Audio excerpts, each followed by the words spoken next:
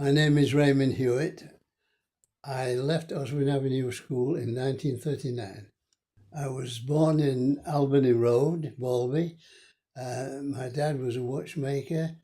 Mum was a housewife. We eventually moved to Oakwood Road, opposite Aldergrove Chapel, and then I went to Oswin Avenue Infant School. My dad had business in town. He was a watchmaker. Grandparents, my granddad was a chief reporter on the Doncaster Chronicle. And my other granddad, he worked on the railway, on the plant. He worked on the Flying Scotsman and on the Pacifics. The first school I went to was Oswin Avenue Infants. It wasn't far, about 10 minutes walk from where we lived. I remember the headmistress there was a Miss Drury, and one of the teachers was Miss B. And the thing sticks in my mind, we had to have a sleep in the afternoon. From the infants at Oswin, I finished up at Woodfield School. Headmaster there was a Mr. Elliott, and there was a Miss Bradley and a Miss Ward were teachers there. Woodfield School was about 15 to 20 minutes away from where we lived. And eventually we were allowed to go on our bicycles, first having to have a test as regards proficiency on the bikes. And then we could go on the bicycles. We got a badge for that as well. Before that, we used to walk. And one of the places we walked along was a sort of an orphanage. And some of the kids there went to the same class as we did. And I made friends with one, and we remained friends for quite a long time. Eventually from there, I went back again to Oswin Avenue School. The teachers there were in the top class was Mr.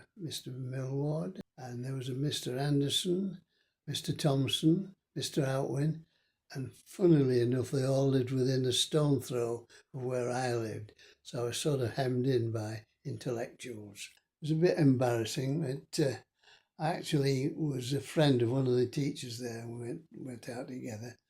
One of my jobs at school was I was the milk monitor, and that's about the level I got to. But Mr. Millward, he was a top teacher. Mr. Mason was a headmaster. There was a Mr. Bedlington. He took woodwork and metalwork. And then there was Mr. Anderson. He lived at the top of Oakwood Road. He was the art teacher. And he actually, I think he did the gardening during the war years. As there was a garden an allotment at the top of the schoolyard, given over to vegetable growing and growing your own food and everything during the war years. When I left school, I actually took a course at night school at King Edward Road, but I also started work and had a job in Waterdale. And I worked for a wholesale warehouse, Mr. Landy. We supplied all the businesses and shops and everything, all through the district. We sold everything. You mentioned it, we sold it. And the shop was situated in Waterdale, where Ward's is now. Waterdale consisted of, on the corner of Wood Street, there was a shop on the corner, Honor Bright's, sort of a sweet shop. And above Honor Bright's, they had Honor Bright's Cafe. And down below, there was a Mr. Walkup, and he was a tailor. And I had to go in there now and again for my boss, because this tailor's wife used to provide him with tea, a pot of tea. And every time I went in there, Mr. Walkup was sat on the counter. He was a tailor in the traditional position of a tailor, which was interesting. Next door to where I worked was George's Cafe. That was an Italian place, and it's now, I believe, a taxi firm. And next door to that was Chambers Cafe.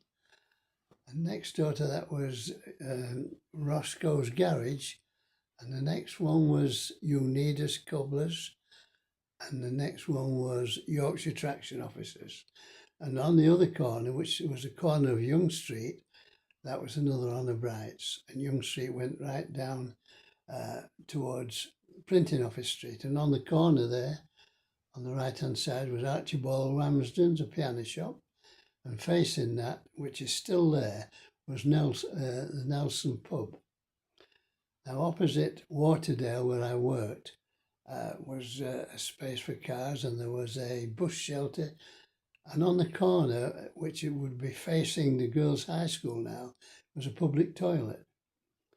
And dead facing us was the old museum, which was an old home, and in there was a beehive with a glass observation centre. You could watch that. We used to go there on a Sunday and just watch the bees and everything. In the grounds there was a grotto. Now you went down in some iron steps down below, and it was humid. There was plants and palm trees, exotics, and very, very damp. But that was a grotto. Eventually, I believe, it became a zoo. And then also in the grounds there was a light field gun and a tank. Now they were taken away when war was declared, and obviously the metal was used for armaments. Apropos Waterdale, where we worked, there were old stately houses at one time turned into shops, and all the upstairs were empty. And during the war years, everybody along there had to take turns in fire watching, and there was one little room above there. It consisted of 2 beds and a kettle and a lamp, and the toilet was down the passageway, and they were all empty rooms, very ghostly.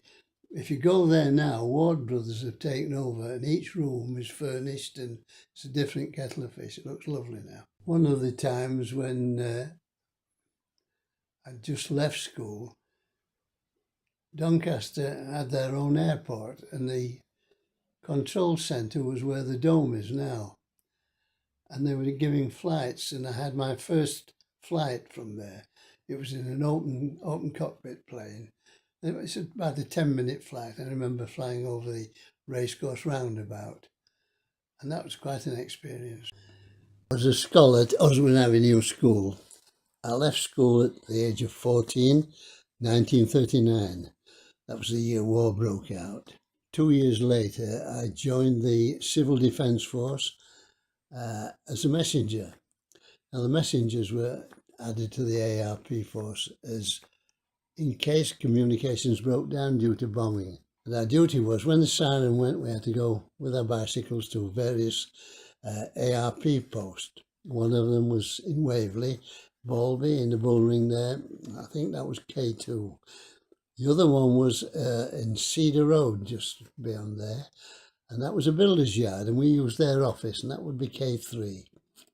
And they were just sparsely furnished, a kettle, a couple of mugs, telephone, and of course the grizzled ARP warden.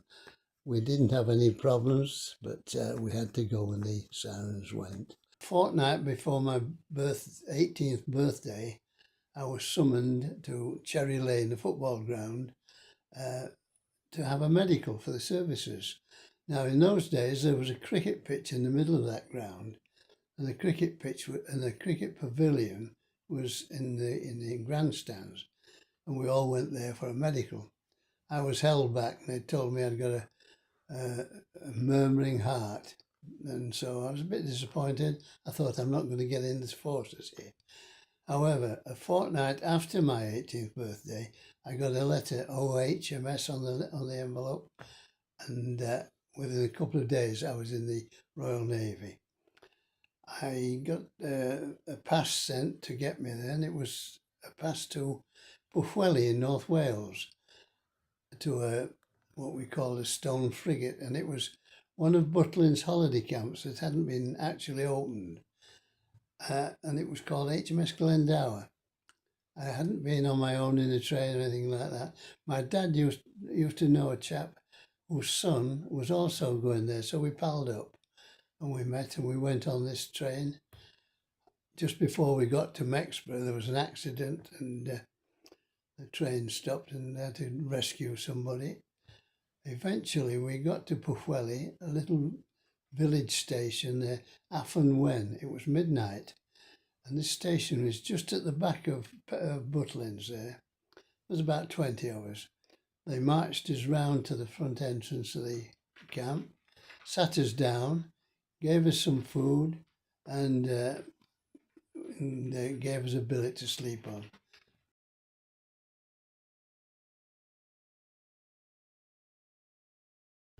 Whilst I was in the Navy, we were always at risk. I was on a corvette, and our job was to protect the convoys. We fan-shaped out in front of them. I was a sonar operator, and all the other ships had sonar operators. We sort of had a veil of sound going in front of us, which had any submarine been there, we should have picked them up. Sometimes we didn't, they got through. I remember one morning we'd just come off watch, and there was a bang as if somebody was hitting an empty drum with a sledgehammer. Well, we all knew what that was. Somebody had been hit with a torpedo. Action stations were sounded. We rushed on the upper deck. There was nothing to see. We later found out that one of our sister ships, HMS Hurstcastle, had been sunk. She went down within minutes. 16 of our shipmates died on that. A few years later, quite a few years later, the BBC sent a reporter and a team to Londonderry, which had been our base during the war, just outside Lisahally, they called it.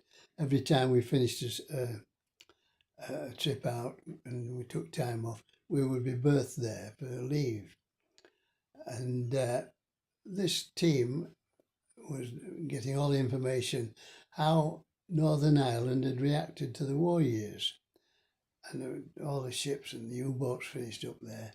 And one of the things they did, they sent out a ship and they had divers, and these divers dived down into the sea with the cameras, and they focused on HMS Hurstcastle as it lay on the seabed. And that was the second time I'd seen it first time after all those years. The date was May the 8th, an ordinary day. We were on patrol. We weren't with the convoy this day. Everything was peaceful. There was something in the air, though, on board ship. During the war, there was no communication. We had no wireless or anything. But eventually, the skipper spoke through the loudspeakers. Anybody who was not on watch, congregate in your mess deck. And at 3 o'clock, we were patched up with the wireless, the BBC. Churchill was telling us peace had been declared. There was no overall excitement. It was just a feeling of relief. The danger had gone. We could soon be home with our loved ones. But that was soon dashed. The captain came on after the broadcast and said, "We're at peace, but we, as the Navy, we are still at war."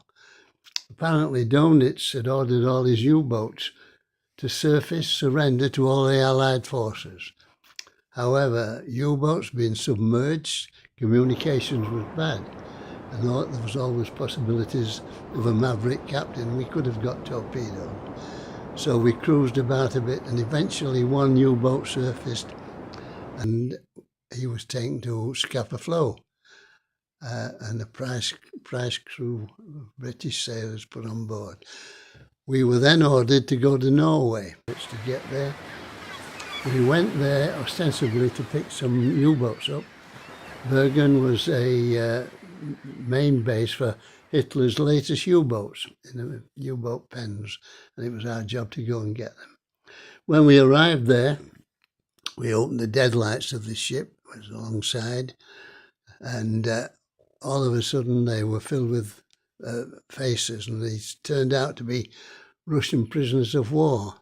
They were starving. The Germans had used those as labourers and everything, and when peace came they just deserted them. But so we finished up feeding food, and our baker had to make more bread and pass the food over to them. Eventually we took these U-boats and we escorted them back to Scapa Flow. They were fast U-boats. They were actually faster than our ships, and the German crews were still there. And we took them, they finished up in Scapa Flow. And then after we went on leave, and by that time all the excitement everybody sees in Trafalgar, that had all gone, and we sort of missed out on that. But eventually we found our way home. And it was nice just to walk home, get to Doncaster, and just to go back into the door. I was home. The war was over. Normality had come back, hopefully anyway. Eventually, when the war had finished, I was demobbed. I was demobbed from Portsmouth Harbour. We went to a town outside, a garage in Cosham. And as you entered this place, there was racks and racks of suits, hats, shoes, and you went in there in uniform and you came out in a civvy suit and went home. When I got home, we were allowed 75 days leave to sort of get rehabilitated. And then we had to start work. My job had been held and I stayed there for quite a while. Eventually I left there and I went to work at Peglers, the brass foundry, which in those days was noted as the largest brass foundry in the Commonwealth. And I worked in the warehouse for some time. One of my hobbies when I came out was photography. I used to print all my own films. When I got married, we turned the loft into a dark room and I did all my photo processing there. And I was a church member, a Christian member, and I, for a short while, was a photographer of a Christian paper, taking pictures. And one particular time, there was in a Daily Mail and the Express, there was a case of a young girl. It was Easter, and she was at school, took an egg, and her auntie took her there with this egg, and the egg had been supposedly crying, and it was in all the national newspapers. So I was asked to go and take a photograph of this. This lady lived in Conisbrough, and I went there. She was a Salvation Army person. I asked to see this egg, and she said, thankfully they dropped it and it wasn't in existence. So it was a bit of a non-runner, but that was in all the national newspapers. That was one of the things I had to do. My cousin got married and I was a guest at this wedding, and the girl he married, or the lady he married, brought her colleague. They were both teachers, and this colleague was called Edith. And when I saw her, I think it was love at first sight. I arranged to have a date with her, and eventually we got engaged and then we got married. I asked her to marry me. I think it was 5th of November when I asked her. And she said yes, so that was fait accompli. We got married at the Pentecostal Church in Doncaster Centre there. Wedding breakfast was in the Corp stores on the top floor there, and we walked from the church there and joined the shoppers in the lift going up to the restaurant. This year is a very special year for me. I'm 99, but I shall be 100 on the 14th of November, which incidentally is the same day as the King. I have asked the King to come to the party, but he refused anyway. A lot of people ask me to what do I attribute my longevity. Well, the stock answer to that is because I've lived a long time. But the truth is, it's because I've got a good family that look after me, and I have my faith. I'm a Christian, I believe. And I just leave that to the Lord, and that's the only reason I can give for that.